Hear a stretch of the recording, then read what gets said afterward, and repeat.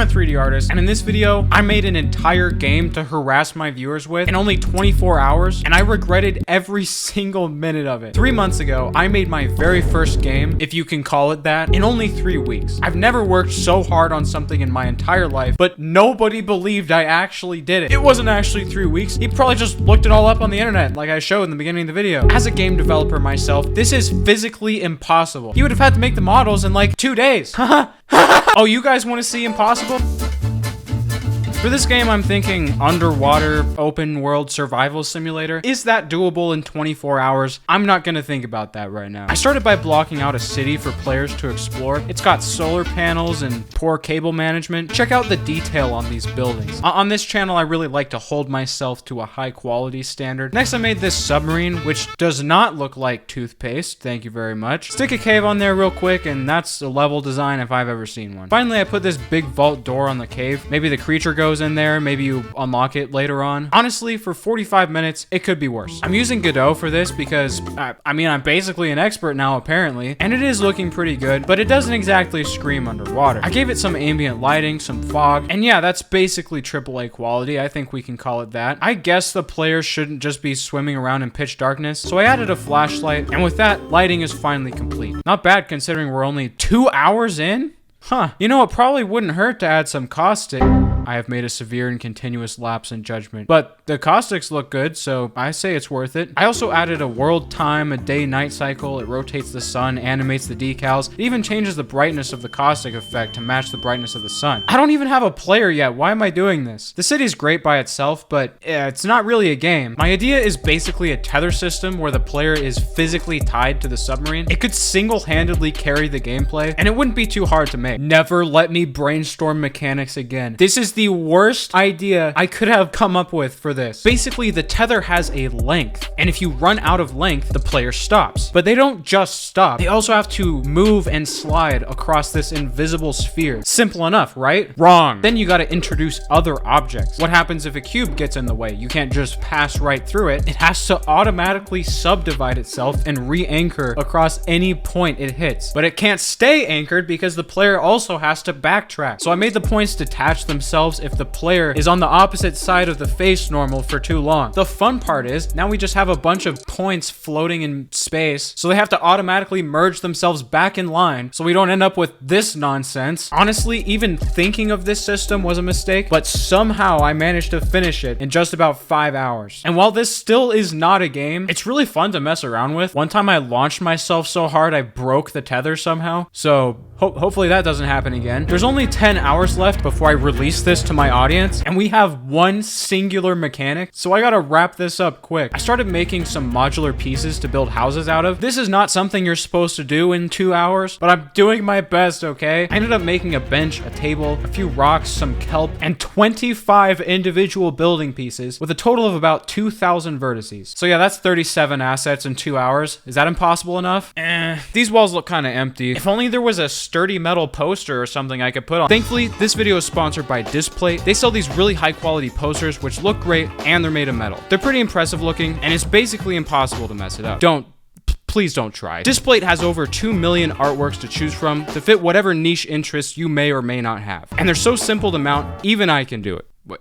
Hold on. But you know what the best part is? They made one just for me, baby! It's got the logo in 800K resolution. They even have this texture finish with these 3D contours. And as a 3D enthusiast myself, it doesn't get better than that. If you want this one, too bad, it's mine. But you can get your own on displate.com/DanielKrafft to your doorstep in 4 to 5 business days, just in time for the holidays. You can use code DanielKrafft or my link in the description to get up to 38% off. Ladies and gentlemen, that's just a good deal. But that's enough of that. Let's get back to the video. 8 hours left to texture every asset in the game and make all of the gameplay. Plenty of time. I ended up making 8 different textures out of this picture of a rock from my backyard. We got brick, concrete, sand, dark sand, kelp, metal, rock, and wood. Yes, this is from the same rock. Please ignore Walter. He will be relevant in just a minute. By some miracle, the assets worked first try, and I built this 4-story house using about 400 different pieces. I even gave it a basement, which is bigger than the rest rest of the house with a bunch of secret rooms and really small hallways. And with that, it's time to finish the gameplay. I want the creature to be sound sensitive, so I added a decibels label, started putting sounds on everything. The flashlight makes a noise, swimming makes a noise. You can bump into stuff and it'll make a noise based on how fast you were going and what angle you hit the wall at. I also made it damage the suit, so I guess we have HP now too. Yeah, this character controller is getting kind of out of hand. Enough about the player, let's talk about the creature. Basically, the way it works is when you're swimming through the house, there's a chance to hear this growling noise, which means you have to be quiet immediately. If you make a noise, the creature will start sniffing around the room you're in, following a preset path. And if it touches you, the game does not crash. It's on purpose it does that. The house is split up into zones, which each have their own patrol frequency numbers. It'd probably be pretty boring if you're just waiting around to get eaten. So I made 3 different upgrades. Tether upgrade gives you more rope, suit upgrade makes you faster and recharges the flashlight, and scrap metal can be used to repair the ship, which is how you actually win the game. With that, the 24 hours was over, and I had successfully made a game. Not really the best game in the world, but for 24 hours, come on, that's pretty good. Just for fun, I added some better models for the creature, the upgrades, and some background music, but that's pretty much it. Before I give you guys the download, I got a bunch of game developers to playtest it to get a real professional opinion. The creature.exe? Is this a horror game? Oh, It is a horror game. Thank you for noticing. Oh my god. Oh. Ooh, yeah. The tether is really good. Wait, did you model these in 24 hours? Okay.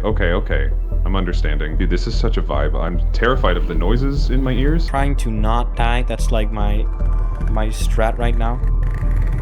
Oh. Dude, how did you manage this in 24 hours? What is this? Bomb package. Gonna blow this whole place up.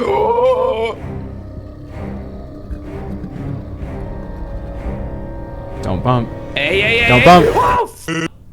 God! I bumped into the table. Don't make a sound. Don't make a sound. It's here. What? It's here. Stop. Oh, dude, you don't want to turn off your flashlight either when it's here because. What? No, bro. Underwater cellar, you must be kidding me. I hate this little cave. I'm out of here, bro. I like the animation. 10 out of 10. Dang, bro.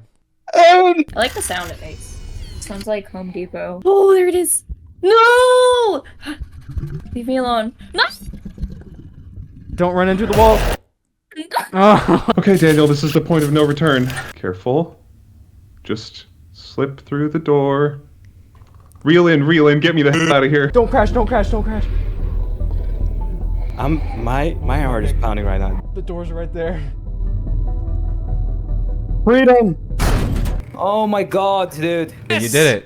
1300. Wait, that's a pretty good time, isn't it?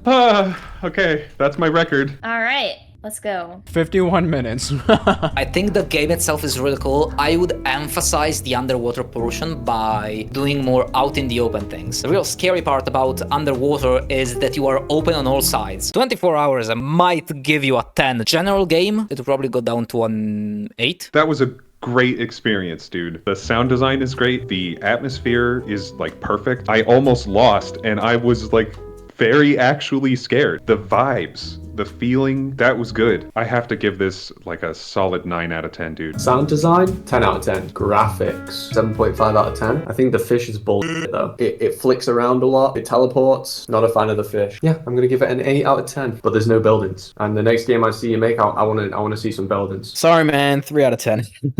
However, if you factor the time, 8 out of 10. The tether is so good. My heart is pounding, dude. If you want to playtest it yourself, it's on my Discord, and I'm giving $300 to whoever can beat it the fastest. In the end, it's a bit rough around the edges, but if players can enjoy it anyway, that's a success in my book. And most importantly, I did it all in 24 hours.